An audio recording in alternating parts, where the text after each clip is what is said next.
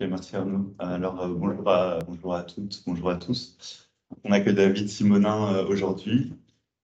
Pour le présenter brièvement, il est diplômé de l'ENS, il est docteur en philosophie de Sorbonne Université et de l'Università di Salento. Et il est actuellement chercheur associé à l'ITEM, donc l'Institut des textes et des manuscrits modernes, CNRS et à l'ENS de Paris. Alors, il est spécialiste de Nietzsche, évidemment. Il travaille actuellement à une monographie consacrée à Aurore. Donc, il étudie sous l'angle des problèmes de la performativité des illusions. Et l'occasion pour laquelle nous l'avons invité, c'est la parution de son livre en 2022, qui s'intitule Le sentiment de puissance dans la philosophie de Friedrich Nietzsche, qui est issu de sa thèse de doctorat. Alors aujourd'hui, l'idée, c'est de discuter de cet ouvrage. Avec David, on a convenu des modalités suivantes, donc ce sera plutôt une sorte de discussion plutôt qu'une présentation au sens classique, même si j'espère qu'il va beaucoup parler, plus que moi. Donc je vais très brièvement présenter l'ouvrage dans ses grandes lignes, très brièvement, et ensuite on abordera une série de thématiques ensemble. Alors, je tiens juste à excuser Charles Lebeau-Henry, qui est là, qui devait être répondant, mais qui malheureusement, pour des raisons de santé, n'a pas pu préparer la rencontre aussi bien qu'il aurait voulu. Donc voilà, tu es tout excusé et tu es avec nous, donc ça va. Alors, juste une présentation rapide de l'ouvrage. Donc, en fait, c'est une lecture de Nietzsche à partir de ce concept, de ce philosophème du sentiment de puissance. Une première chose à dire, c'est que ce concept est présenté dans l'ouvrage comme synthétisant l'enjeu même de la philosophie de Nietzsche. Donc ce serait l'enjeu central de la philosophie de Nietzsche. Là, je te cite page 14.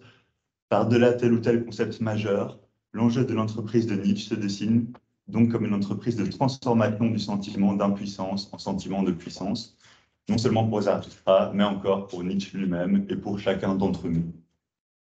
Donc, on peut déjà souligner que non seulement c'est l'enjeu de la philosophie de Nietzsche, mais c'est un enjeu dynamique, c'est un enjeu qui concerne des tendances, des passages et les moyens de ces passages et de ces tendances. Alors, peut-être que l'originalité de l'étude, et en tout cas même telle que tu la revendiques, c'est de développer cette notion qui est la notion de sentiment de puissance, qui est essentielle à la philosophie de Nietzsche, mais qui a été en quelque sorte oublié, qui a été occulté dans la réception et dans les commentaires par un concept plus connu qui est celui de volonté de puissance. Donc, il s'agit de réhabiliter l'importance de ce concept de sentiment de puissance qui aurait été occulté au point qu'il serait resté sans postérité philosophique, tu écris, par la suite. C'est quand même assez fort comme point, étant donné la postérité philosophique de Nietzsche, que l'enjeu central de sa philosophie soit resté en quelque sorte sans postérité, bien que, par ailleurs, il ait connu un grand succès comme formule et pas en tant que concept auprès du grand public, et qu'il ait contribué à accréditer l'idée d'un Nietzsche philosophe du pouvoir, l'idée d'un Nietzsche philosophe de la toute-puissance, et donc qui ait contribué peut-être par là à dénaturer un petit peu la réflexion de Nietzsche. Et alors, c'est le dernier point sur lequel je voudrais brièvement dire un mot, c'est que justement, avec cette notion de sentiment de puissance comme accroche centrale de la philosophie de Nietzsche, tu tentes vraiment de déjouer cette lecture de Nietzsche, philosophe du pouvoir, philosophe de la toute-puissance, et de vraiment rendre une grande complexité, une grande nuance à ces analyses, et notamment une grande complexité dans les rapports entre la question du sentiment de puissance et la question du sentiment d'impuissance. Et ça, au-delà alors des polarités très traditionnelles qu'on a et qui sont très connues entre Nietzsche, le penseur des forts contre les faibles, le penseur du noble et de l'esclave, et le penseur de toute une série de polarités. Et donc cette complexité, cette nuance, elle se contenir dans la conjonction de ces deux termes. En fait. C'est la conjonction d'une part le sentiment et d'autre part la puissance. Et donc tu te proposes d'analyser, là je te cite, d'analyser le prisme du sentiment à la compréhension, d'appliquer le prisme du sentiment à la compréhension de la puissance. Et c'est justement l'application du sentiment à la puissance qui permet une lecture extrêmement nuancée des rapports entre puissance et impuissance, puisque d'une part, étant donné qu'il s'agit toujours de sentiments, la puissance peut toujours s'avérer illusoire, elle est toujours menacée d'être illusoire, puisqu'il y a toujours une dimension affective et une dimension que tu appelles herméneutique, une dimension interprétative dans le sentiment de puissance et dans la question de la puissance. Et puis d'autre part, même un sentiment illusoire, en tant que sentiment, est toujours réel, et donc en tant que tel, il peut avoir une efficace propre. Et donc cet agencement-là entre sentiment et puissance permet de faire du sentiment de puissance quelque chose qui donne une grande ambivalence et qui donne des frontières très poreuses entre la puissance et l'impuissance, énormément de recouvrement, de basculement entre l'un et l'autre de ces deux pôles. Et donc le projet de Nietzsche, et j'en finis par là, apparaît alors dans le livre d'une manière double.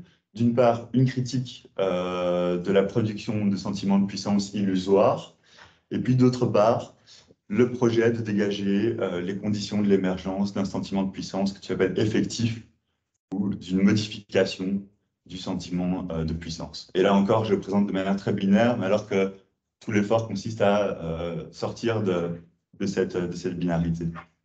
Voilà, le dernier mot, c'est que le livre est composé en 3 parties. Donc il y a une structure chronologique au livre. Une première partie qui s'attache à l'émergence de l'expression du sentiment de puissance entre 1875 et 1879. Une deuxième partie de 80 à 85 qui concerne plutôt l'élaboration physiologique, corporelle, pulsionnelle du sentiment de puissance. Et puis une dernière partie où là, tu montres comment le sentiment de puissance vient s'articuler au concept de la volonté de puissance. Et comment les deux, alors, se combinent pour donner la philosophie de la maturité chez Nietzsche. Voilà. J'en dirai pas plus en termes de présentation, mais je tiens vraiment à souligner voilà, la qualité de l'ouvrage, son caractère vraiment impressionnant, puisqu'elle combine vraiment une approche originelle en termes d'enjeux philosophiques soulevés, une recherche vraiment fine, pour ça vraiment bravo, au niveau des sources, au niveau des textes, au niveau de la manière dont tu as retracé l'évolution des arguments, l'évolution des formulations, et puis en même temps une très grande clarté d'expression et d'écriture qui fait qu'en fait, un étudiant, quelqu'un qui ne connaîtrait pas, qui ne serait pas non plus spécialiste de Nietzsche, peut très bien s'emparer du livre et en tirer énormément de choses. Donc voilà, c'est ce que je voulais dire en termes de présentation. Donc, on peut passer alors à la discussion, comme ça je parle un peu moins. Et donc, peut-être un premier point qu'on pourrait aborder, que tu pourrais aborder, ce serait de poser un petit peu plus cette problématique entre la puissance et l'impuissance que tu analyses au prisme du sentiment. Qu'est-ce que cette notion de sentiment fait à la puissance, à la pensée de la puissance? Quelle difficulté, quelle opportunité elle ouvre? Quelle relation entre puissance et impuissance elle permet de penser? Et éventuellement, peut-être dire un mot sur comment, alors que Nietzsche fait du sentiment la question centrale, il évite pourtant de tomber dans l'hédonisme et le pessimisme, qui sont des philosophies qu'il critique justement pour la trop grande importance qu'elles attachent aux sentiments de plaisir et de déplaisir. Donc, qui sont des sentiments, mais qui ne sont pas les sentiments vraiment, véritablement importants. Alors déjà, merci.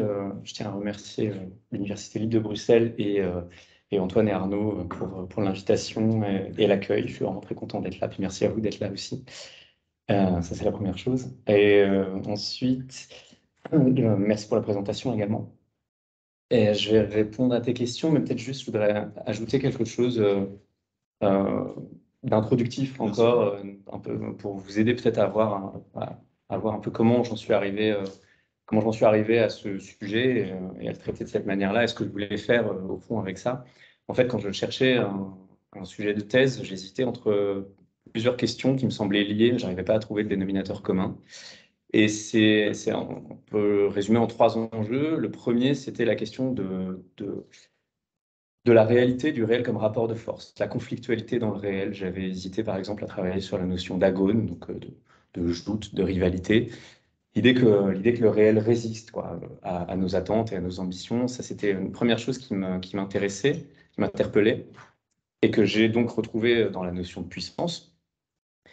Un deuxième élément qui est en fait pour moi central et sur lequel j'ai beaucoup mis l'accent là et qui est ce sur quoi je travaille maintenant, c'est la question de l'illusion et des effets réels de l'illusion, euh, dont Antoine a un petit peu parlé et que j'ai retrouvé dans la notion de sentiment. Parce que le sentiment, on aura l'occasion d'y revenir, je pense, il y a une part affective, effectivement, le sentiment, les sensations, etc. Mais il y a aussi une part que j'ai appelée herméneutique, comme tu disais.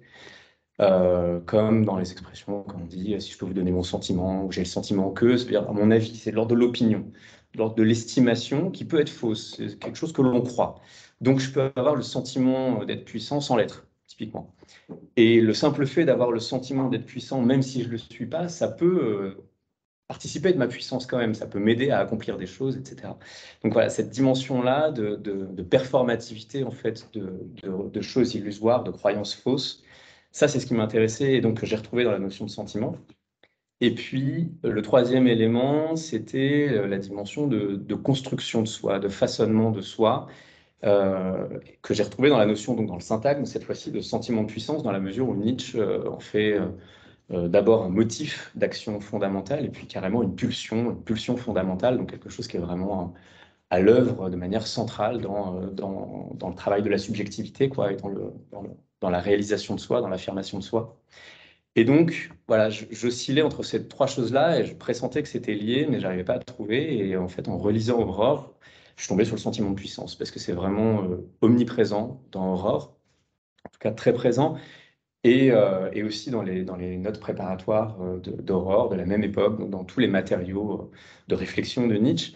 C'est vraiment très, très présent. Et donc, bah, en relisant ces matériaux-là, ça m'a sauté aux yeux à ce moment-là, quoi. Et je me suis rendu compte qu'en fait, le sentiment de puissance réunissait ces trois enjeux-là. Donc, ça, c'est un peu ce qui fait que je suis arrivé au sentiment de puissance et que j'ai voulu travailler sur cette notion-là.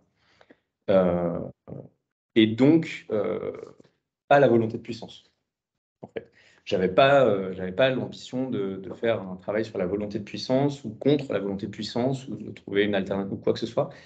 Non, je suis arrivé au sentiment de puissance et d'ailleurs, je me suis même posé la question de savoir si j'incluais une confrontation avec la volonté de puissance ou pas, parce que vraiment, mon objet au départ, moi, ce qui m'intéressait, c'était dégager du concept de sentiment de puissance exclusivement.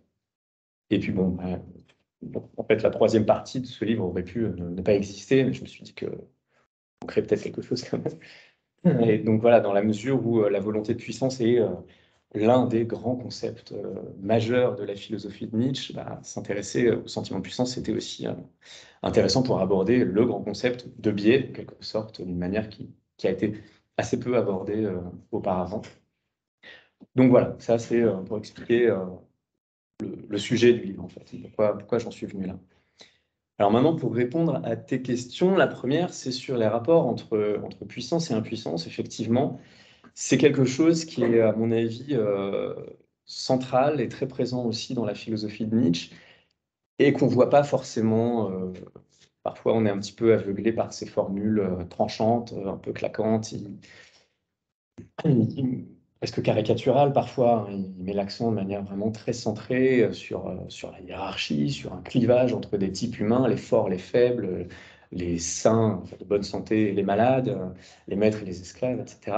Donc on a l'impression, on pourrait avoir l'impression de prime abord qu'il y a la puissance toute puissante d'un côté, d'un bloc, et puis de l'autre côté, l'impuissance totale, sans qu'il y ait de communication entre les deux. Or, quand on va voir dans le détail, en fait, quand on cherche, quand on réfléchit vraiment sur l'un ou sur l'autre des deux pôles, on s'aperçoit qu'on retombe toujours sur l'autre qui il s'appelle réciproquement. Donc ça, c'est vraiment quelque chose qu'on peut vérifier souvent à partir du moment où on va un tout petit peu au-delà de la première formule qui peut être un peu dérangeante, un peu choquante, parfois volontairement d'ailleurs de la part de Nietzsche. En fait, on s'aperçoit que les deux sont liés de différentes manières et le sentiment de puissance, effectivement, m'a permis de voir ça et a confirmé ça, a permis de confirmer ça dans mon travail, au sens où, justement, les puissants comme les impuissants, alors je le dis de nouveau de manière un peu binaire, en fait, il faudrait dire les relativement plus puissants en contexte à un moment donné par rapport aux relativement moins puissants en contexte à un moment donné, tout ça étant très, très fluctuant et interchangeable. Ils s'éprouvent les uns et les autres un sentiment de puissance. Alors, il n'est pas de même nature, et un des enjeux de mon travail, ça a été d'essayer de voir un peu les nuances, essayer de trouver des critères de distinction un peu casuistiques pour voir les différences de degré ou de nature entre les sentiments de puissance qu'éprouvent les uns et les autres. Mais en fait, ils en éprouvent tous un. Et ça, c'est quelque chose, au fond, Nietzsche dit aussi très explicitement avec la volonté de puissance. Il dit que tout est volonté de puissance dans l'univers, et dans le monde humain également. Toutes les entreprises humaines, tous les types humains sont des cristallisations de volonté de puissance. Donc, les faibles, les impuissants, les malades aussi sont la volonté de puissance qui cherche à s'affirmer. Il le dit très explicitement, mais la formule prête un peu à confusion. Et d'ailleurs, on y reviendra peut-être, il a sans doute choisi cette formule dans un but assez spécifique aussi. Mais du coup, quand on parle de volonté de puissance, on a quand même, c'est chargé, quoi, c'est connoté, alors, encore plus historiquement après lui, mais déjà à son époque, dans la formule même. Vraiment, l'idée, c'est une formule un peu bulldozer, quoi. Vraiment l'idée que, voilà, que quelque chose s'affirme. Donc, volonté de puissance, ça véhicule l'idée de la puissance. On a du mal à concevoir que ça puisse être compatible avec l'impuissance, qu'il puisse y avoir une volonté de puissance chez les impuissants aussi. Donc, ça prête un petit peu à confusion. Et le sentiment de puissance, moins, parce que, bon, l'idée de sentimentalité, ça met un peu plus l'accent sur la subjectivité, sur la réceptivité. Il y a peut-être, je sais pas, une forme de douceur qui se dégage de la notion de sentiment plus que de volonté. Donc voilà, l'un est plutôt actif, l'autre est plutôt réceptif. Et donc, en fait, le sentiment de puissance permet de mettre l'accent sur l'envers de la volonté de puissance, sur plein d'autres aspects qui sont dans la volonté de puissance, mais qui peuvent être un petit peu cachés ou oblitérés si on se laisse aveugler par les formules claquantes et par la volonté de puissance elle-même. Et donc, en travaillant sur le sentiment de puissance, je me suis aperçu notamment que les puissants comme les impuissants éprouvaient de différentes manières un sentiment de puissance. Donc, ça fait un dénominateur commun assez fort entre les uns et les autres. Et si vous rajoutez à ça le fait que, ce que je disais tout à l'heure avec la performativité du sentiment de puissance illusoire, si vous ajoutez le fait que les impuissants, se sentant puissants, peuvent effectivement devenir puissants, et donc même rivaliser avec les puissants et leur sentiment de puissance à eux, là, la frontière, elle devient vraiment poreuse. Et en fait, quand on va voir dans le détail des textes et des figures, par exemple, je me suis attardé un petit peu sur certaines figures, Napoléon, l'apôtre Paul et d'autres. Quand on va voir le détail de ce que Nietzsche dit sur eux, c'est vraiment pas clair, en fait. Quand il les présente comme des puissants, en fait, il utilise des caractéristiques qu'il utilise ailleurs pour les impuissants et vice-versa. Et donc, en fait, moi, j'en suis venu à présenter plutôt l'entreprise de Nietzsche comme une recherche de réflexion, de conceptualisation sur la notion de puissance en général, la puissance, et la volonté de puissance et le sentiment de puissance, et d'autres formules, il y en a d'autres, comme des tentatives dans cette recherche-là, des tentatives d'égale valeur, ça dépend des périodes, à certains moments, il va mettre l'accent plutôt sur l'une, plutôt sur l'autre, voilà, ça alterne, ça oscille, mais des tentatives en soi également légitimes pour approcher le concept complexe, riche, pluriel, de puissance en général. Et du coup, ça permet de voir que j'en suis venu à concevoir la puissance comme un champ, en fait, plutôt que des pôles binaires, puissants, impuissants, un champ, un spectre, si vous voulez, avec deux extrêmes, asymptotiques, hyperboliques, peut-être qui n'existent jamais dans la réalité, deux extrêmes qui seraient la toute-puissance, peut-être réservée à Dieu, l'impuissance totale. Et en réalité, dans la réalité, on a un panel infini d'options qui sont plus ou moins à placer plus ou moins près de la puissance ou de l'impuissance, mais qui sont toujours entre les deux, participent des deux, et puis surtout interagissent et donc se rejouent à chaque fois. C'est vraiment les relations de puissance, des rapports, des affrontements de puissance qui font que il peut y avoir des renversements à tout moment. Donc voilà, ça c'est pour la première question sur puissance et impuissance. Et ta deuxième question, c'était par rapport à l'hédonisme. Donc oui, effectivement,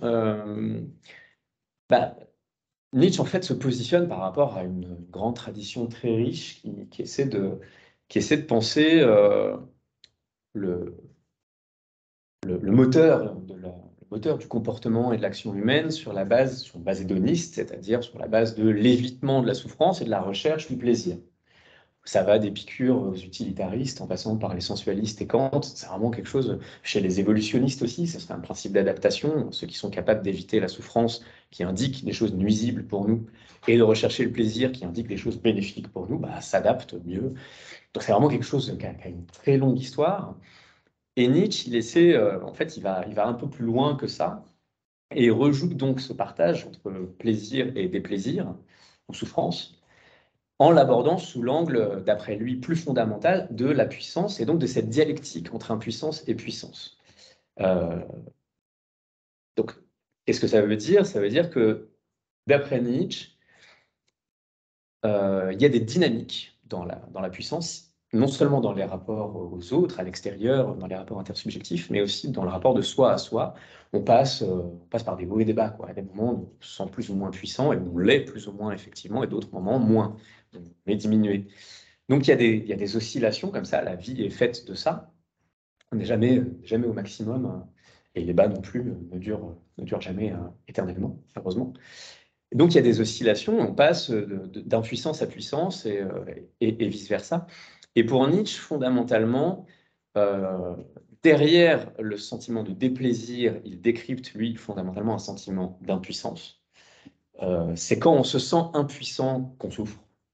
Et parce qu'on se sent impuissant qu'on souffre. La souffrance, le déplaisir, c'est même, il les requalifie comme des épiphénomènes, c'est des projections, des réinterprétations un peu secondaires à partir d'un état qui est fondamentalement un état d'impuissance. Quand on se sent impuissant, on va nourrir ce qui ensuite sera appelé de la souffrance, du déplaisir, un mal-être. Et inversement, l'état de sentiment de puissance euh, convoque un état de bien-être que l'on va ensuite réinterpréter sous un angle hédoniste comme étant du plaisir. Donc derrière le déplaisir, il y a le sentiment d'impuissance, derrière le plaisir, il y a le sentiment de puissance. Et ce qui est important pour Nietzsche, c'est le passage de l'un à l'autre. C'est-à-dire que de la même manière qu'il n'y a pas l'impuissance totalement impuissante d'un côté et la puissance totalement puissante de l'autre, en réalité, il y a des transitions, des passages de l'un à l'autre. Et ce qui est le plus important en réalité, c'est l'intensification de la puissance et du sentiment de puissance, ou l'intensification du sentiment que l'on a d'être puissant. C'est ça, fondamentalement, qui correspond, qui se traduit consciemment et physiologiquement par un état de bien-être et de plaisir. Le fait d'avoir l'impression d'avoir surmonté des difficultés, dépassé des obstacles et d'avoir donc vaincu un moment, un état subjectif dans lequel on se sentait mal et de se sentir mieux. Fondamentalement, le sentiment de puissance, c'est ça. Ce sentiment d'accroissement, ce sentiment de tonus, ce sentiment de vie accru, intensifié. Et donc, il y a un passage de l'un à l'autre. Donc, il faut s'être senti impuissant pour se sentir d'autant plus puissant. En fait, le sentiment de puissance présuppose un sentiment d'impuissance, ce qui veut dire aussi qu'il faut avoir souffert pour éprouver du plaisir.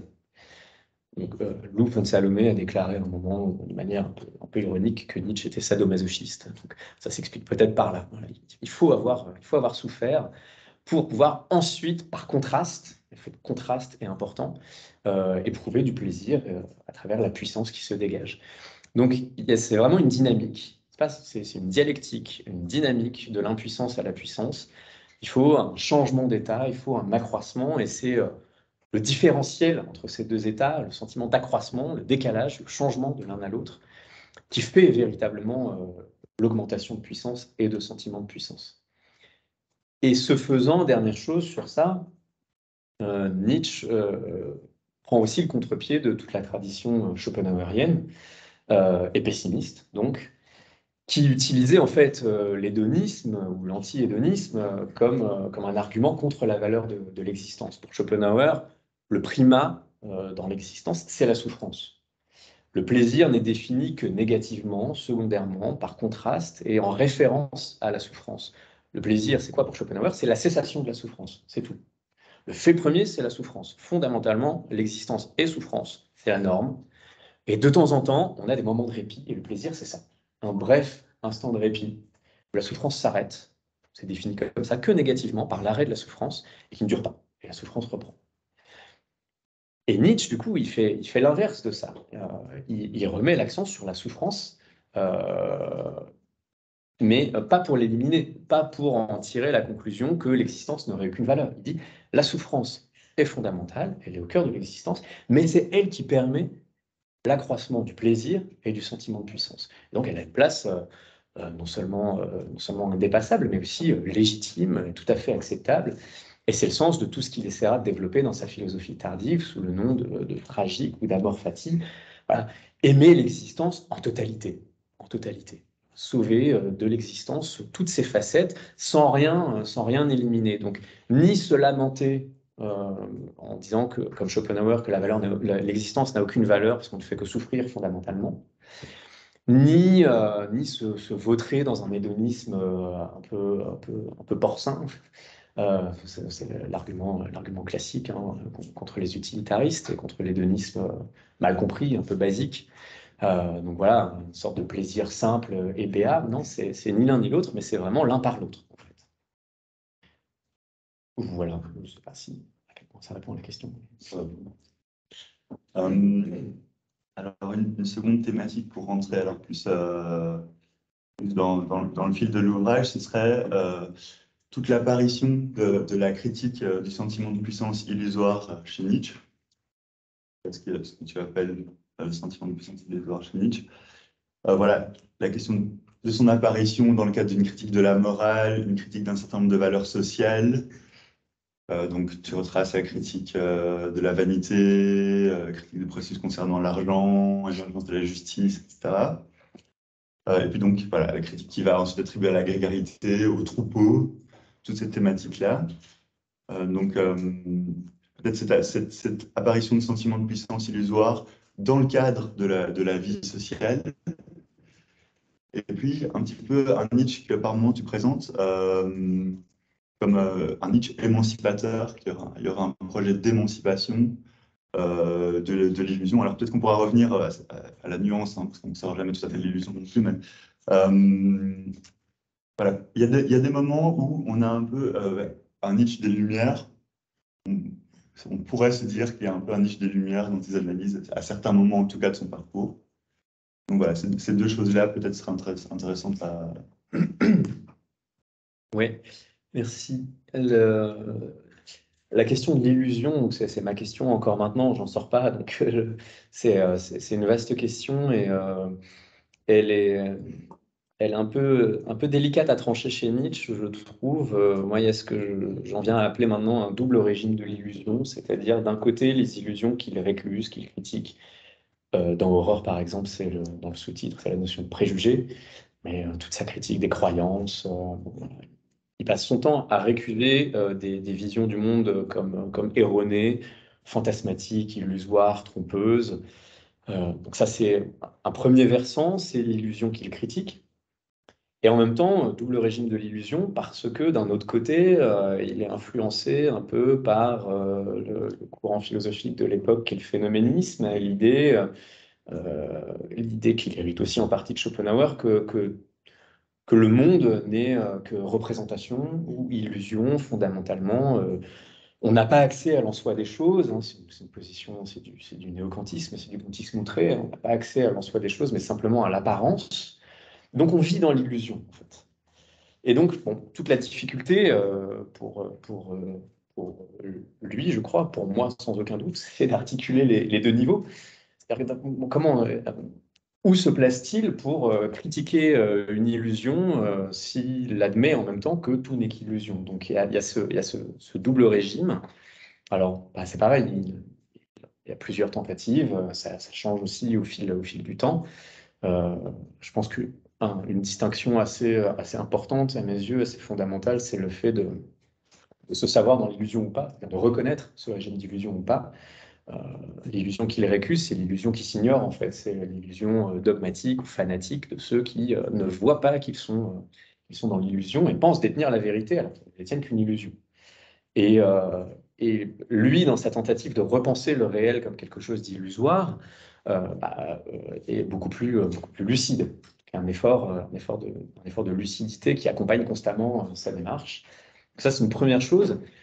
Donc ça, c'est vraiment voilà, c'est la question qui m'intéresse le plus et donc que j'ai travaillé avec effectivement la question du sentiment de puissance illusoire qui rejoue ça parce qu'en fait, effectivement, c'est ce que tu disais tout à l'heure, l'illusion, c'est pas rien. Si j'ai un sentiment de puissance illusoire, il est illusoire au sens où je ne suis pas aussi puissant que je me sens, voire je ne le suis pas du tout en fait. Mais j'éprouve effectivement ce sentiment. Ce sentiment, c'est pas rien, c'est bien quelque chose que je ressens. Et en fait, du coup, ça fait partie de moi. Et ça peut avoir des effets. Ça peut avoir des effets négatifs aussi bien que positifs. Ça peut me conforter dans une illusion qui me fait passer complètement à côté de la réalité et qui me fait aller droit dans le mur. Le terme de ça, c'est la désillusion cuisante. Voilà, je vais me heurter à la réalité parce que je me suis obstiné, borné dans une perspective illusoire qui ne tient pas la route et qui finira par être démenti. Donc là, c'est voilà, la réalité qui fait son dur retour. Mais en même temps, ça peut avoir des effets réels aussi, parce que voilà, si je me sens puissant, ça me permet d'accomplir des choses. C'est quelque chose qu'on vérifie assez souvent, que ce soit pour le traitement des maladies, les effets placebo, la question des performances en sport. Le fait de croire qu'on va y arriver aide à y arriver, en fait. C'est quelque chose qui sonne un petit peu pensée positive maintenant, c'est un peu dévoyé, mais en fait, il y a quelque chose de cet ordre-là quand même, et c'est très présent chez Nietzsche aussi. Et donc, en fait, l'illusion participe de la réalité en ce sens-là, et peut finir par se transformer en quelque chose de tout à fait effectif. Et ça, c'est vraiment une question que Nietzsche se pose en 1880, au moment où il travaille sur Aurore, et donc au moment où il commence à vraiment réfléchir sur le sentiment de puissance. Et c'est quelque chose dont j'ai fait, moi, un fil directeur pour la suite de ma lecture, toutes les années 80. C'est une note de 1880 dans laquelle il se demande comment le sentiment de puissance peut être rendu toujours moins illusoire et toujours plus substantiel, d'une part, et toujours plus dépourvu de ses effets néfastes, donc rendu toujours plus positif. Donc voilà, ça, je pense que c'est l'enjeu de sa démarche. Essayer de penser le sentiment de puissance illusoire dans ses rapports à un sentiment de puissance effectif qui accompagne une réelle puissance, et les effets positifs et négatifs de l'un et de l'autre. Et toute son entreprise, toute sa stratégie, c'est d'essayer de passer de l'un à l'autre. Donc, il fait une étude casuistique et il essaie de voir à chaque fois ce qui marche pas, et d'éliminer, il essaie d'identifier des choses qui font que bon, voilà, un sentiment de puissance acquis par tel et tel moyen, en fait, ça marche pas. Ou alors c'est très fort à long terme, mais à court terme, mais ça marche pas à long terme, par exemple. Donc il y a toute une série de critères qu'il met en place, l'intensité, la durabilité, le caractère individuel ou partagé. Si je me prends pour Napoléon tout seul dans mon coin, j'arriverai pas à grand-chose. Par contre, si j'arrive à convaincre des gens autour de moi, je vais avoir un effet réel dans le monde, par exemple. Donc voilà, il fait une sorte de cas par cas. Et il en arrive quand même au résultat bien souvent, un peu paradoxal, que un sentiment de puissance peut être à la fois totalement illusoire, enfin, ne reposer sur rien, et en fait prendre le dessus. C'est ce qui fait le renversement des valeurs, c'est ce qui fait cette chose étrange dans la généalogie de la morale, qui est que les faibles l'emportent sur les forts. Et là aussi, quand même, encore une fois, ça nous oblige à repenser quand même cette distinction entre les forts et les faibles. C'est quoi ces forts qui perdent et ces faibles qui gagnent? C'est-à-dire que les forts sont pas si forts qu'on croyait, et les faibles pas si faibles. Et ça, c'est parce que certaines stratégies qui fournissent un sentiment de puissance, même s'il est illusoire, peuvent prendre l'ascendant. Et donc Nietzsche, il est un peu en porte-à-faux face à ça. Il a un rapport vraiment très ambivalent parce que il va critiquer ça parce qu'il s'aperçoit bien que c'est un peu de la poudre aux yeux, ça repose sur du vent, et en même temps, il ne peut pas s'empêcher de constater que ça marche. Ça marche. Donc, par exemple, son ambivalence à l'égard de l'apôtre Paul, qu'il définit comme le premier chrétien, c'est-à-dire le fondateur du christianisme en tant qu'institution religieuse, en tant qu'Église, donc qui est plus important dans l'histoire universelle que le Christ, que Jésus-Christ lui-même. Paul, c'est celui qui fonde le christianisme, et donc il en fait un portrait psychologique et physiologique au vitriol. Et donc il nous montre que c'est une espèce de fou qui n'arrive pas à se maîtriser, qui utilise des expédients un peu exagérés pour susciter en lui le sentiment d'une puissance qui lui fait défaut, qu'il n'a pas, Et en même temps, Nietzsche ne peut pas s'empêcher d'être un petit peu fasciné, parce que le christianisme, c'est quand même 2000 ans d'histoire et de pouvoir temporel indéniable. Et donc, voilà, ça le fascine un petit peu. Donc, il voit pourquoi c'est faux, ça marche pas, il voit pourquoi il faut le critiquer, en même temps, ça marche. Pareil avec Wagner.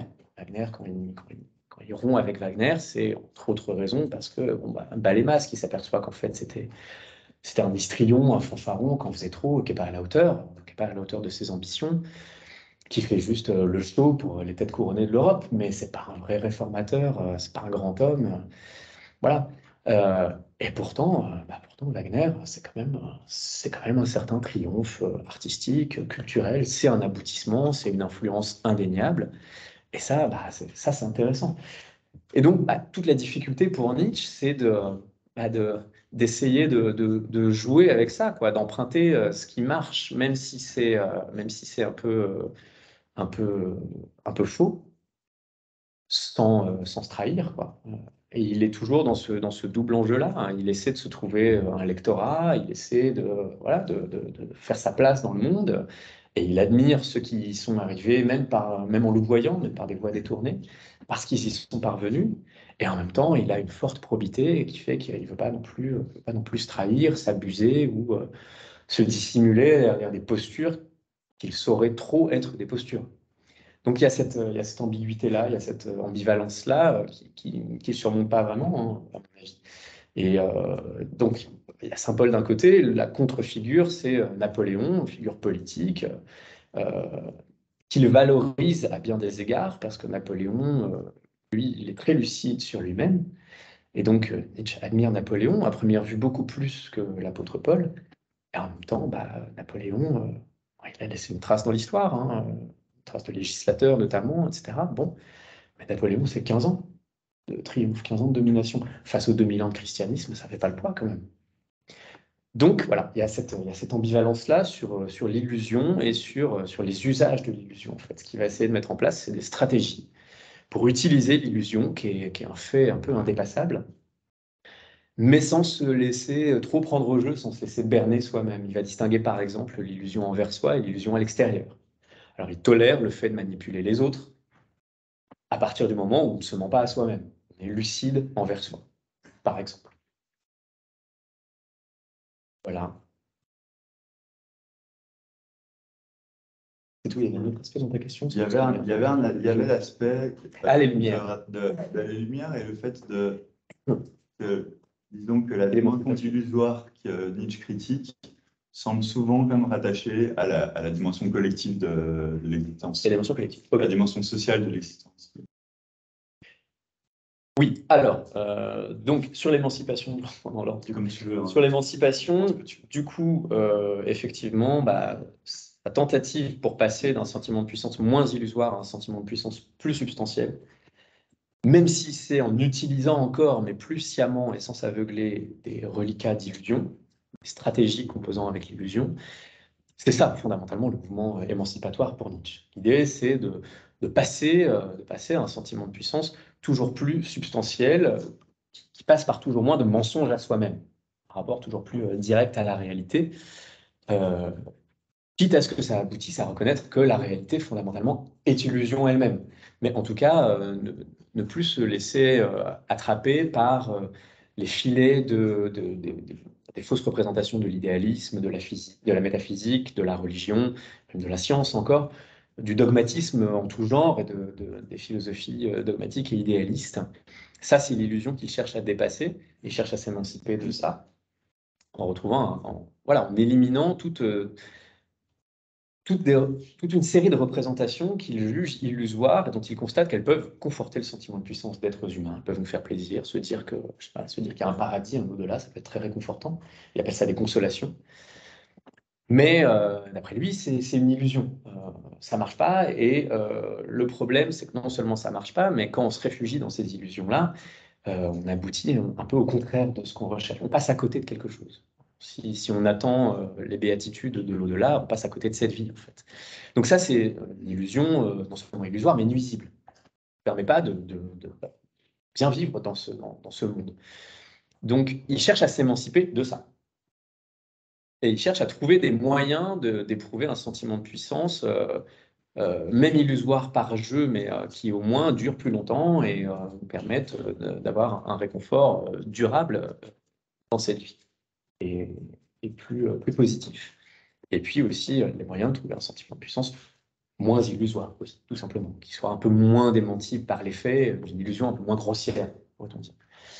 Et en cela, il se rattache aux Lumières, effectivement, qui, par exemple, prenait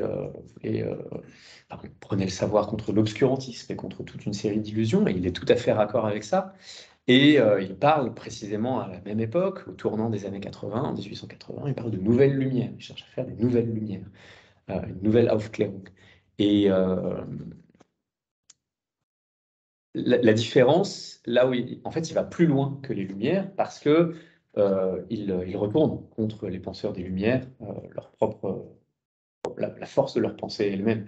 C'est-à-dire qu'il va dénoncer, en gros, les idéaux des Lumières, eux-mêmes comme de nouvelles illusions, de nouveaux idéaux qui, sous couvert de dénoncer d'autres illusions antérieures, se réfugient en fait dans de nouvelles illusions qui, pour partie, ne font que réactiver en fait des enjeux similaires. Par exemple, l'idée de progrès. L'idée de progrès. C'est toujours une projection vers l'avenir, vers un mieux dans l'avenir qui remplace les illusions eschatologiques du christianisme. Donc Nietzsche va s'attacher, par exemple, à montrer la filiation inavouée entre ça, entre ces deux critères, enfin ces deux concepts. Et donc la force de sa critique, c'est qu'elle utilise les armes des Lumières, y compris contre les penseurs des Lumières. Donc Nietzsche rationaliste, Nietzsche penseur des Lumières, oui, c'est ce qu'on peut voir à certains égards à l'époque d'Aurore, et en même temps pas complètement. Il va un peu plus loin qu'eux. Il essaye d'aller un peu plus loin qu'eux, en tout cas. Et pour la dimension collective et grégaire, effectivement, dernier point, j'ai consacré effectivement un chapitre à ça, au sentiment de puissance individuel contre le sentiment de puissance grégaire. Deux modalités d'éprouver un sentiment de puissance, soit seul, pour soi, un sentiment de ma puissance subjective à moi, qui me permet de m'affirmer comme individu, qui accompagne l'affirmation individuelle, l'émancipation, mon empowerment en tant que subjectivité, du sentiment de puissance grégaire, collectif, que l'on éprouve en groupe. Il parle du nationalisme, par exemple, ça peut être le sentiment de puissance dans les partis, dans un syndicat, dans une communauté religieuse. Aujourd'hui, on pourrait penser aux supporters de foot, ou à une équipe. Le fait de se sentir puissant collectivement, avec autrui, ensemble, au sein d'une institution, au sein d'un groupe, d'une communauté, etc. Donc là aussi, il enquête sur ça et constate qu'il y a effectivement des moyens collectifs d'éprouver un sentiment de puissance. C'est indéniable à ses yeux. Et en même temps, la plupart du temps, il est très sceptique à l'égard de ce sentiment de puissance-là. Il considère que ce n'est pas une véritable puissance. Chacun, en gros, se prétend dépositaire d'une puissance qui n'exerce pas véritablement en propre, qui n'exerce pas en tant qu'individu. Chacun s'en remet un peu aux autres, ou au leader du groupe, ou au groupe comme entité abstraite. Mais personne n'est vraiment proactif dans cette réalisation-là, collective ou grégaire. Et donc, il est assez critique envers ça, et il essaie contre ça de dégager un sentiment de puissance qui, à ses yeux, serait donc plus effectif, moins illusoire, pour la simple et bonne raison qu'il met en jeu véritablement l'action et l'implication individuelle. Donc, il y a des chances que le sentiment de puissance que l'individu éprouve au terme de ça, son entreprise qu'il a véritablement mise en œuvre lui-même, soit plus raccord avec ce qu'il a fait. Donc, voilà, il va essayer de jouer un sentiment, de faire naître un sentiment de puissance individuelle contre un sentiment de puissance collectif. Et même à partir d'un sentiment de puissance collectif, en fait. Parce que j'ai identifié à un moment donné une sorte de filiation entre un sentiment d'impuissance fondamentale qui serait comme la condition humaine fondamentale. Tout d'abord, les humains ont peur. Ils se sentent impuissants, ils se sentent faibles, ils ont peur des animaux sauvages, ils ont peur des dieux qu'ils croient pouvoir voir à l'œuvre partout. Quand il y a la foudre qui tombe, les dieux sont en colère. Ils ont peur de tout, des événements naturels, de la nature, ils ont peur de la mort, ils ont peur. Voilà. Donc, la condition première de la nature humaine, c'est un sentiment d'impuissance. Dans les âges primitifs de l'humanité, c'est quelque chose qui est profondément, qui est profondément enraciné en nous. Et donc, une première étape qui a été développée pour vaincre, pour surmonter ce sentiment d'impuissance, ça a été de se procurer collectivement, tous ensemble, parce que l'union fait la force, un sentiment de puissance. Voilà. On fait corps, on fait groupe, on fait face à tous ces dangers, et donc collectivement, on se sent un petit peu mieux. Mais Nietzsche dit que, ce que j'ai dit juste avant, du coup, ça suffit pas, c'est en partie, ça marche jusqu'à un certain point, ça permet de se sentir un peu mieux, mais ça ne résout pas véritablement les problèmes et ça ne marche que jusqu'à un certain point. Et il affirme qu'on en est arrivé à un stade de développement où, en fait, à partir de ce groupe, à partir des acquis de ce groupe, on a acquis une société assez confortable, assez stable, assez sûre. Il y a des forces qui ont été accumulées, il y a des choses qui ont été mises en place, qui sont assez solides, sur lesquelles on peut s'appuyer. À partir de là, des individus peuvent naître. Des individus peuvent apparaître, s'affirmer, s'émanciper, s'arracher aux conditions collectives du sentiment de puissance pour se constituer eux-mêmes comme individus.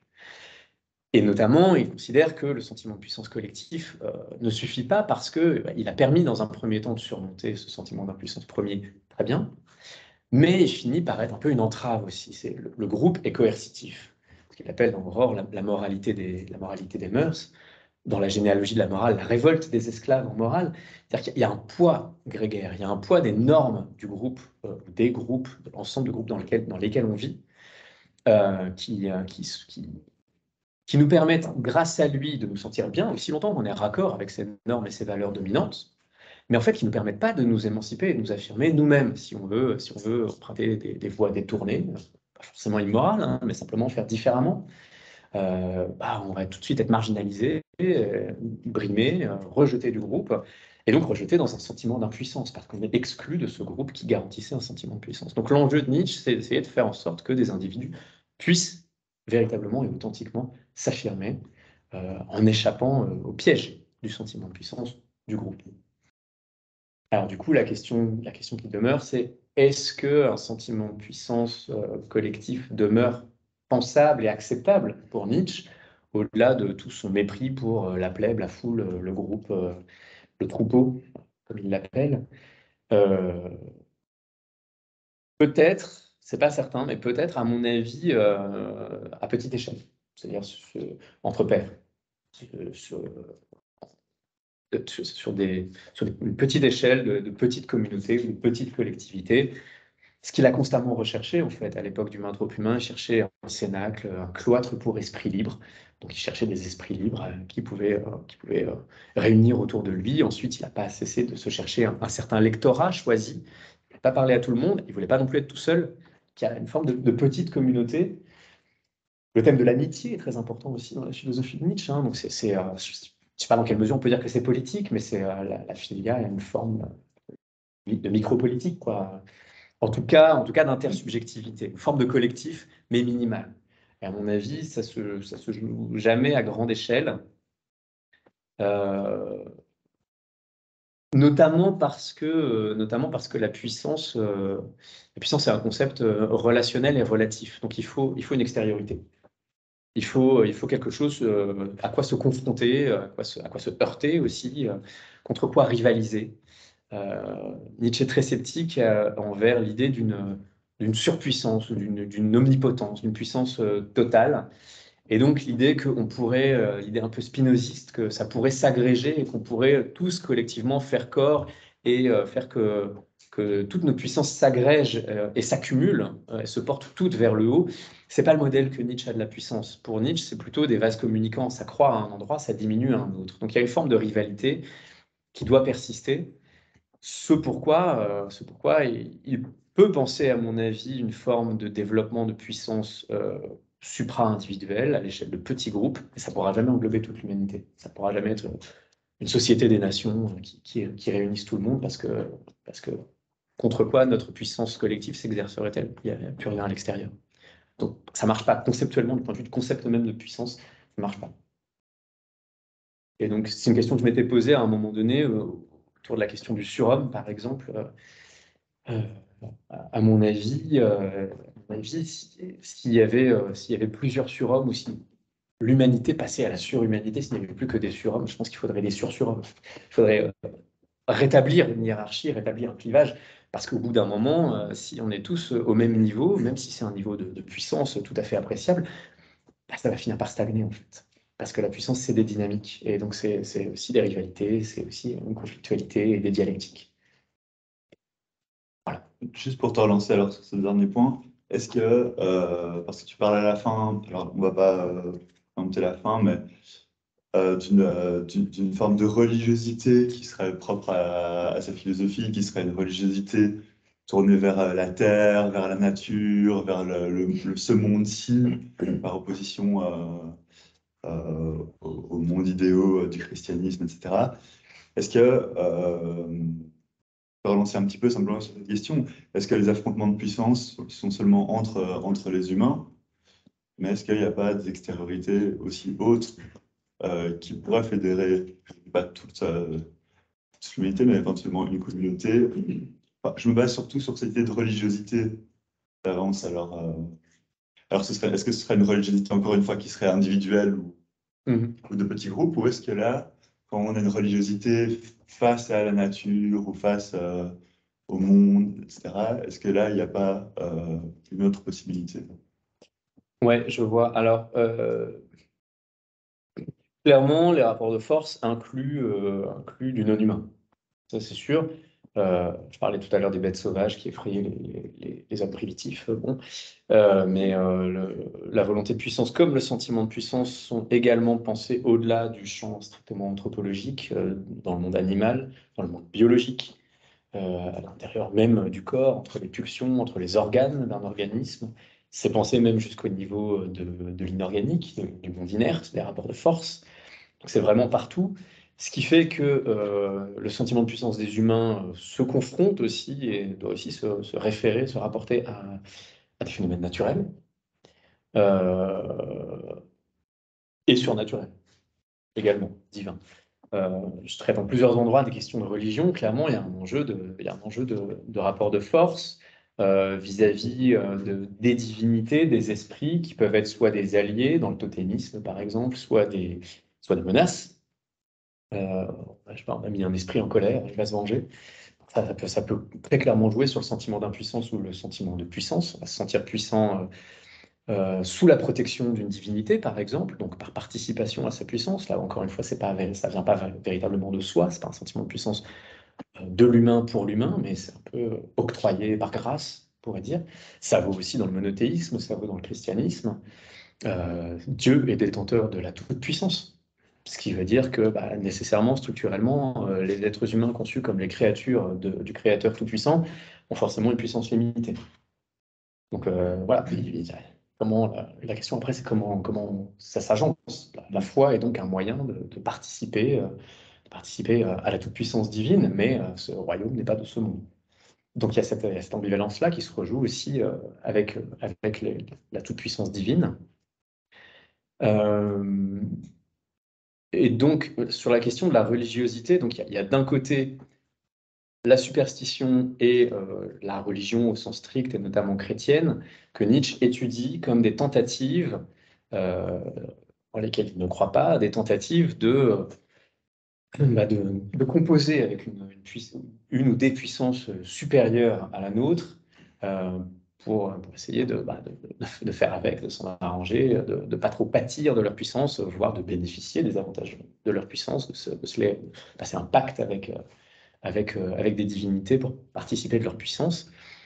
Et c'est la religion au sens strict, telle que Nietzsche la critique, donc il n'y croit pas vraiment, parce qu'en fait, elle condamne l'humanité à rester subordonnée à une puissance extérieure qui n'est pas la sienne. Et donc l'enjeu pour lui, c'est encore une fois d'essayer, pour nous les êtres humains, de nous emparer de la puissance, de constituer une puissance qui sera peut-être pas une toute puissance, mais qui soit vraiment notre puissance, au moins. Une puissance positive, finie mais positive, une puissance réelle qui soit la nôtre, qui ne dépend de personne d'autre, mais qui soit la nôtre. Et du coup, pour ce qui est de cette autre forme de religiosité dont tu parles, ouais, j'étais en fait assez surpris en travaillant d'un peu plus près les textes, pas quelque chose qui m'avait sauté aux yeux avant, de voir qu'il y a vraiment le vocabulaire, alors il est subverti, hein, il est très retravaillé, Il ne faut pas les plier au christianisme et au dualisme d'un monde sensible et suprasensible où la nature et la grâce, le terrestre et le céleste. Au contraire, il essaie de repenser ça dans l'immanence. Effectivement, tu as raison de parler de fidélité à la Terre, c'est bien ça qui est l'enjeu. Néanmoins, dans ce contexte-là, Nietzsche utilise plutôt beaucoup en fait le vocabulaire de l'idéal, de la transfiguration, de la révélation même, de la religion. Il parle de nouvelles formes de religion, comme il y a des nouvelles lumières, il cherche une nouvelle religion. C'est une autre forme de spiritualité dont l'enjeu principal est de réinterroger le rapport de l'homme au monde qui l'entoure, sans passer par un dieu, des dieux, par quelque chose d'extérieur à ce monde, de surnaturel, qui l'influerait de l'extérieur ou qui l'influencerait de l'extérieur ou qui l'aurait créé. C'est vraiment l'homme dans ce monde, l'homme est ce monde. Et la religiosité nouvelle qu'il recherche, c'est voilà, essayer de repenser de manière plus harmonieuse le rapport des êtres humains dans ce monde qui est le leur, dont ils font intégralement partie. Et donc l'enjeu, c'est d'essayer de faire que les êtres humains trouvent leur place, puissent affirmer leur puissance, finie mais positive, limitée mais réelle, existante, dans ce jeu des puissances qui est le jeu mondain, immanent de l'existence, de cette existence qui est la seule existence effective aux yeux de Nietzsche. Il n'y a rien d'autre derrière. Et donc il cherche une forme de religiosité là-dedans. C'est Salaquarda qui a commenté ça, qui a essayé de montrer en quoi Nietzsche, avec la révélation de l'éternel retour, il le présente comme ça, l'idée qu'il est tombé dessus comme ça, en quoi il essaie de rivaliser avec la révélation de l'apôtre Paul sur le chemin de Damas. Donc voilà, c'est à la fois pas du tout la même chose, et en même temps, il essaie de le combattre sur son terrain, et du coup aussi un terrain religieux. Il a présenté son Zarathustra comme un cinquième évangile.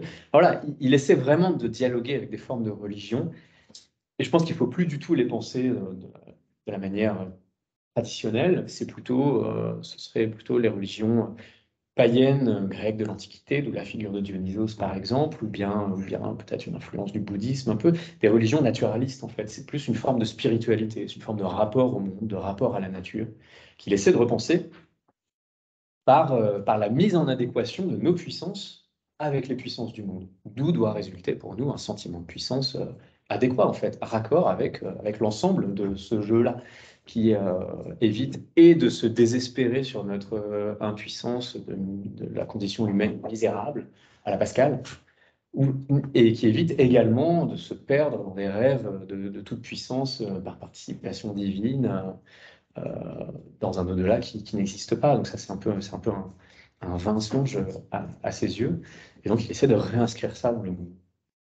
Qu'il puisse développer un sentiment de puissance qui soit raccord, qui soit sentiment de notre puissance dans ses rapports, y compris conflictuels, avec les puissances du monde, que ce soit l'autrui, la nature. Donc, en ce sens-là, je pense qu'il y a une forme de religiosité vers laquelle il revient. Mais du coup, pour terminer de répondre à ta question, ça ne veut pas dire que ça inclut, comme le catholicisme, la totalité de l'humanité dans la paix et l'harmonie. Parce que déjà, que ce soit l'éternel retour, la pensée de l'éternel retour, au sein de laquelle un simple instant suffit à transfigurer la totalité de l'existence, y compris les autres moments aussi pénibles qu'ils aient pu être, un simple instant transfigure la totalité de l'existence, ça veut dire qu'il y a les deux à la fois. Comme je disais tout à l'heure, impuissance et puissance, plaisir et plaisir. Un instant de grâce et tout le reste qui est moins gracieux, mais qui va avec indissociablement. Et donc, l'amor fati, par exemple, c'est l'amour tragique du destin dans sa totalité, de l'existence, sans rien en retirer. Et donc, en incluant aussi tout ce qui ne va pas, donc en incluant la conflictualité, la rivalité, le fait que parfois ma puissance et mon sentiment de puissance sont mis à mal par ceux des autres. En fait, cette religiosité de Nietzsche inclut ça, inclut ces disparités, ces déséquilibres incessants de puissance, parce que le monde est un jeu de puissance au pluriel qui se redéfinissent toujours, s'assemblent parfois, s'allient parfois, se confrontent, se détruisent, et puis voilà, il y a des changements. C'est pas toujours agréable, mais c'est la réalité c'est la réalité du monde comme volonté de puissance telle que Nietzsche la pense. Et sa religiosité donc intègre ça, et donc intègre les conflits, les souffrances, les affrontements, les destructions partielles de certains êtres humains par d'autres. Et à cet égard, le traitement qu'il fait d'un ouvrage qu'il lit à la fin des années 80, dont je parle un peu à la fin, qui est un ouvrage d'Emmanuel Herrmann, est intéressant parce que il parle notamment de l'économie des forces, y compris dans le monde naturel et dans le monde humain. Et en fait, Herrmann fait une distinction entre nature et culture, entre le monde naturel et le monde humain, et dit qu'en gros, à partir du moment où l'humanité collectivement parvient à s'affirmer contre la nature, à se mettre dans une position hiérarchique, verticale, de supériorité vis-à-vis de la nature, bah, on n'a plus besoin de s'affronter entre nous. Grâce à la technique, grâce à la science, on arrive à dominer la nature. Et donc, bon, bah, c'est un peu la fin de l'histoire pour Herrmann. On n'a plus besoin de s'entre-déchirer. Et Nietzsche, dans la manière dont il le lit, dont il reprend les passages et dont il le critique, en fait, on voit très bien qu'il n'est pas d'accord avec ça. Il est tout à fait d'accord avec le constat de Herrmann d'après lequel, dans la nature, il y a des rapports de force conflictuels. Mais il n'est pas du tout d'accord pour en exempter l'humanité, comme si était un empire dans un empire, à part que pour nous, le jeu de force pouvait se passer autrement. En fait, non, il dit, on fait partie de cette nature. On est pris dedans, donc on peut manifester ces choses naturelles d'autres manières, on peut les sublimer par la culture, on peut trouver des voies, des stratégies détournées, autant qu'on veut, oui, très bien. Enfin, fondamentalement, on reste quand même travaillé par ça, aussi. Voilà. On a le temps pour une dernière, Arnaud? Alors, une dernière question, parce qu'après, on va quand même discuter un peu entre nous. Enfin, je ne sais plus entre nous. Mais ce serait plutôt alors sur la méthode de travail que tu as adoptée, mais en relation en fait avec la manière qu'a Nietzsche de travailler et en relation avec le statut de ses concepts, le statut de ses philosophèmes et le statut de son objet tel qu'il le caractérise. Donc, ton livre, c'est une étude très taillée des sources.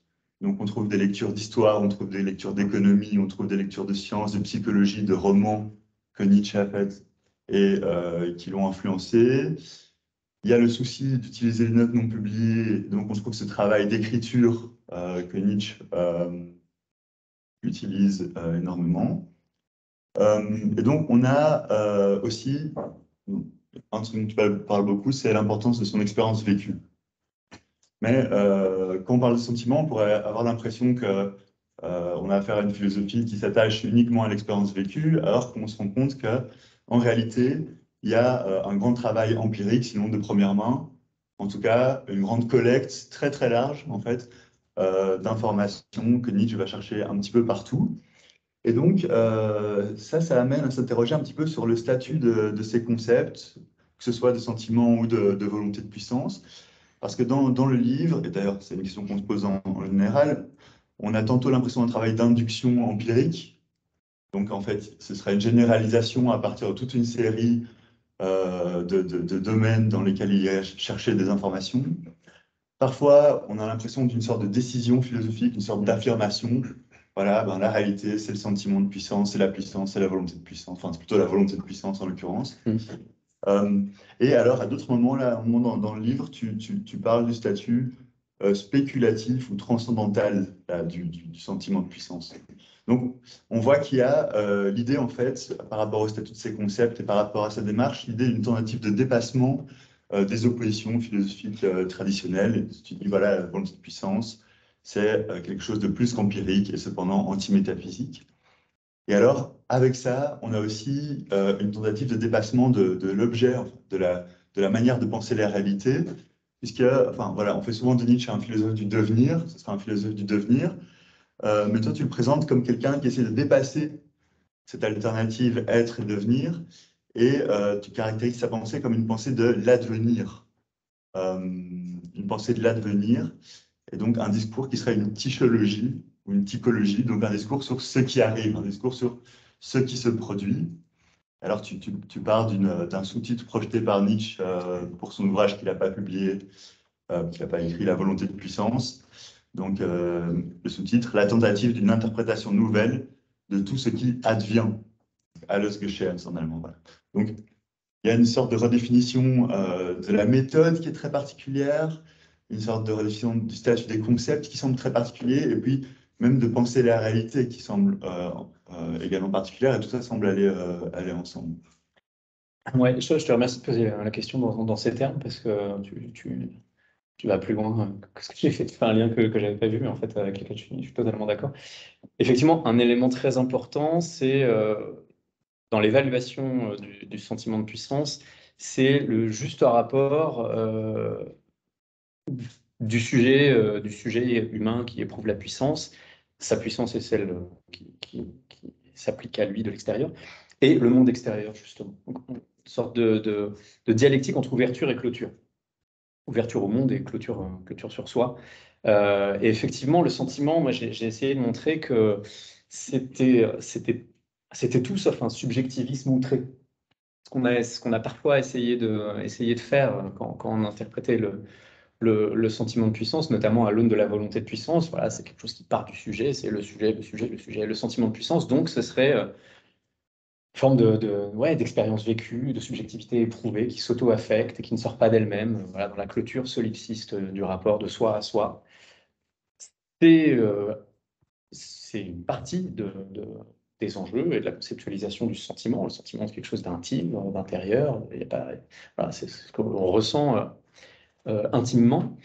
Mais en même temps, j'ai essayé de montrer qu'à travers le mot, Nietzsche mettait aussi l'accent du point de vue de l'affectivité sur la réceptivité à l'extérieur. Le sentiment, c'est aussi la sensation, les sens, la sensorialité. Et donc, c'est quelque chose d'intime, oui, c'est quelque chose qui est retravaillé physiologiquement et psychologiquement, qui parvient finalement à notre conscience, oui, mais c'est aussi fondamentalement quelque chose qui se porte vers le monde à l'extérieur, qui cherche à être réceptif à ça. Et en fait, le sentiment de puissance, c'est pas donc juste le sentiment que j'ai, moi, à l'intérieur de moi, coupé du réel, de ma puissance, qui du coup serait totalement fantasmatique. Au contraire, c'est ce qui critique, en fait. Ce qui fait que certaines personnes se perdent dans des sentiments de puissance illusoires, c'est qu'ils perdent pied avec la réalité extérieure, avec tout ce qui viendrait, en fait, démentir la qualité de leur sentiment de puissance. Ils auto-alimentent la sphère affective, leur sentimentalité, c'est tout, sans aller vérifier, sans aller au contact du réel, de manière un peu dogmatique, un peu fermée. Et donc, Nietzsche il essaie de jouer sur les deux, ouverture et clôture, pour éviter le double écueil du solipsisme, de la fermeture sur soi, voilà, où on ne va plus au contact du réel. Et on réinvente de manière totalement abusive les choses, telles que ça nous arrange. L'autre écueil étant, au contraire, une trop forte ouverture, une trop forte réceptivité, ce qui sera un élément clé dans son concept de décadence. La décadence, c'est ceux qui savent plus. C'est un manque de subjectivité cette fois-ci, ceux qui savent pas traiter les informations. Alors, ils sont trop ouverts à tous les stimuli du monde qui leur viennent de tous les côtés. Voilà, ils en font rien, ils sont submergés par ça, traversés par ça, ils n'arrivent pas à donner corps, à donner une unification, une direction qui serait la leur à ça. Et donc l'enjeu de Nietzsche, c'est d'être sur la crête, quoi, sur le juste milieu entre ouverture et clôture, de réussir à s'affirmer. Et c'est un des sens de la volonté de puissance, c'est parce qu'il veut remettre l'accent sur l'affirmation positive de soi, qui va se mettre à dire à un moment donné volonté de puissance, plutôt que sentiment de puissance, qui véhicule plutôt la réceptivité. Mais en même temps, il va continuellement maintenir l'exigence de confrontation au réel, d'ouverture sur le monde, de contact avec les puissances extérieures, parce qu'on n'est jamais puissant tout seul. Et donc ça doit se mesurer aux autres, ça doit s'affronter aux autres. Et le sentiment, c'est ça en fait, c'est ce qui fait que la volonté de puissance, elle est incarnée, elle est concrète, elle est dans le monde, elle est au contact du monde.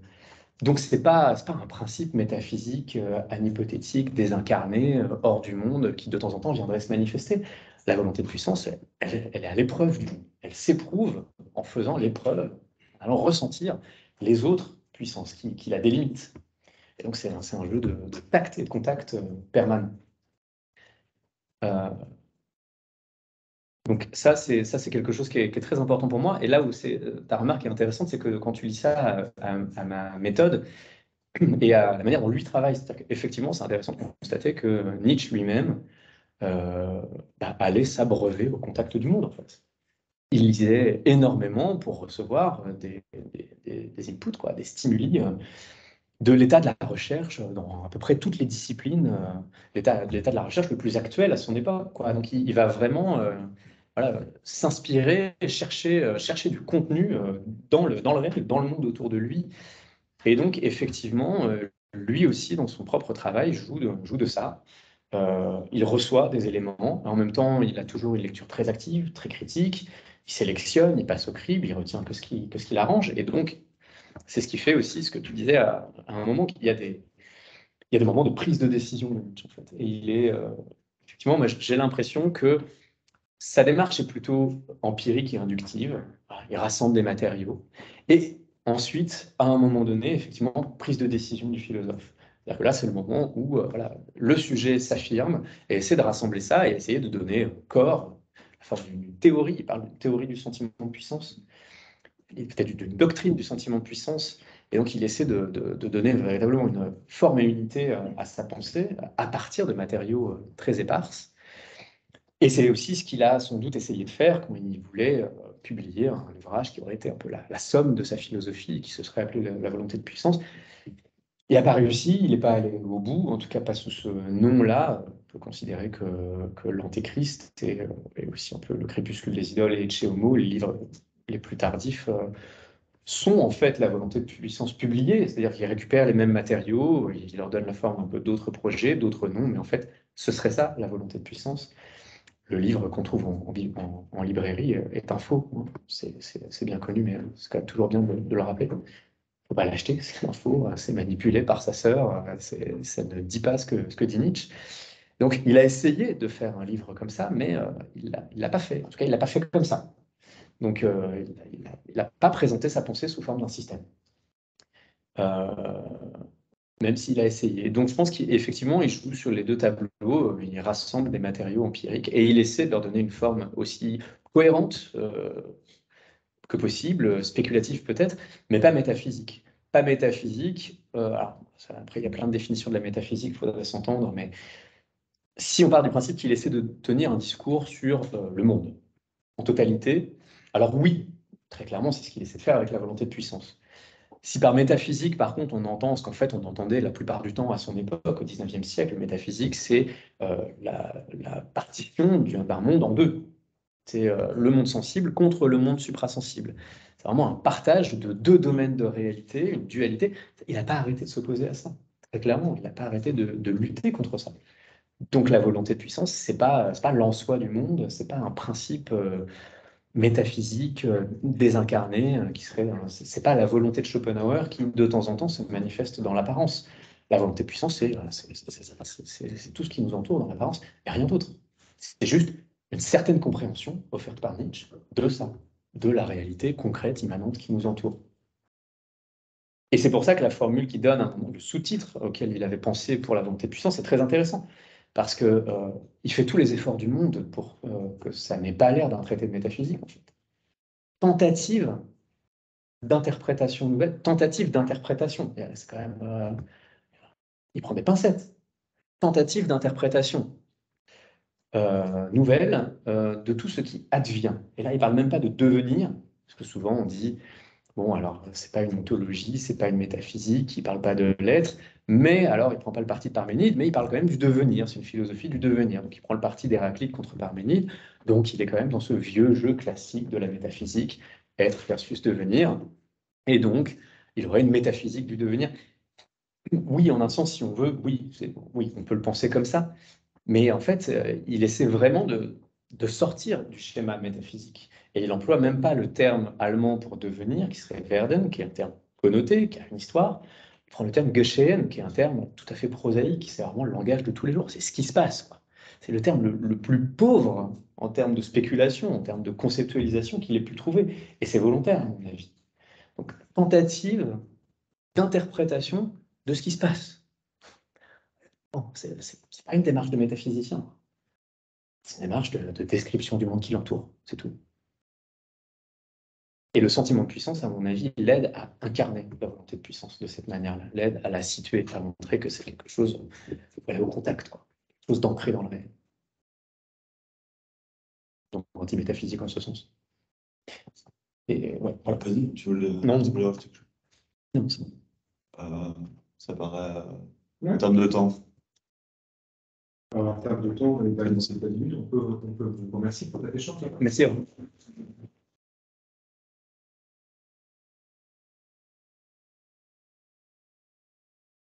Et Antoine, je te laisse